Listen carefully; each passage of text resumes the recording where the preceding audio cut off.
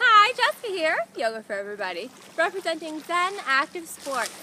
I'm here to teach you guys the cat-cow pose and another fun variation for those of us who aren't quite ready for the cat-cow in our practice. So let's start out with a beginner version, just seated on the mat in a comfortable position. From this comfortable seated position, we can begin to turn our awareness inward, beginning of course with our alignment. So make sure that we're properly positioned in the bottom of the sitting bone, shoulders are down, crown of the head lifts to the sky. And breathing deeply, we can bring that chin up and the pelvis back, and then exhaling down. Okay, so when we inhale, we're opening up, but when we exhale, we're basically reversing that whole motion, beginning, of course, with the pelvis. So we really want to pull the hips and the pelvis back and forth as we transition from cat to cow. Exhaling, opening the shoulders. Inhaling, opening the chest.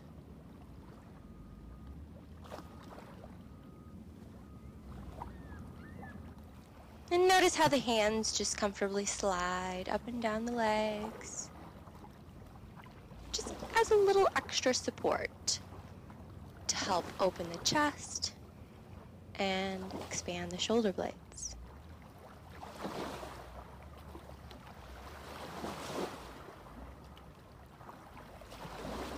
Another option that we have, the more traditional version of the cat-cow vinyasa, is from a hands and knees position.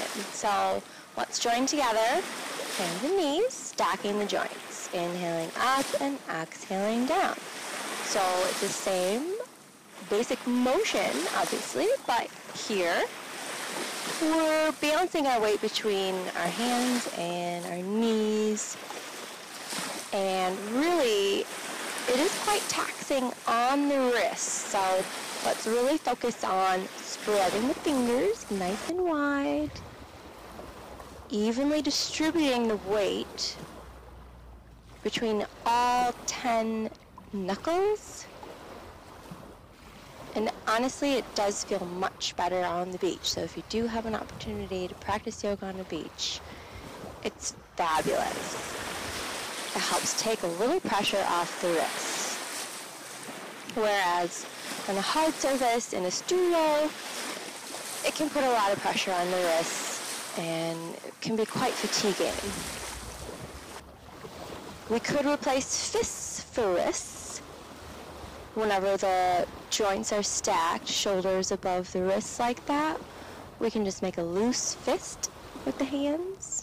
That'll take a little more pressure off the wrist because you'll be pressing more with the knuckles.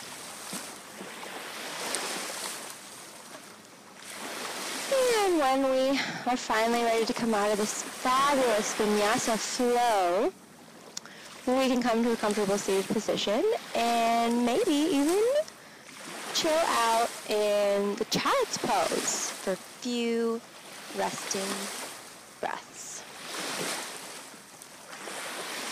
If you remember a child's pose, we are seated with the knees hip-width apart, forehead comes to the mat, hands stay shoulder-width apart, and of course we could always use a block or whatever else we have around to elevate the level of the floor and just bring the forehead to that prop. You can also put a blanket under the booty if that feels good.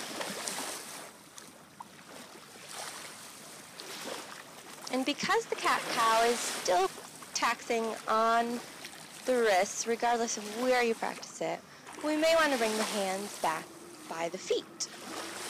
This is a nice little option for the child's pose. Takes a little more pressure off the wrists and the shoulders, so we can kind of veg out a little more in that variation of that fabulous pose.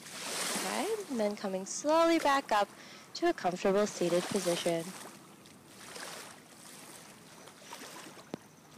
Thanks for practicing the cat-cow pose with me here on Zen Active Sports. Be sure to stay tuned for more tips and videos at www.zenactivesports.com. And thanks again for practicing. Namaste.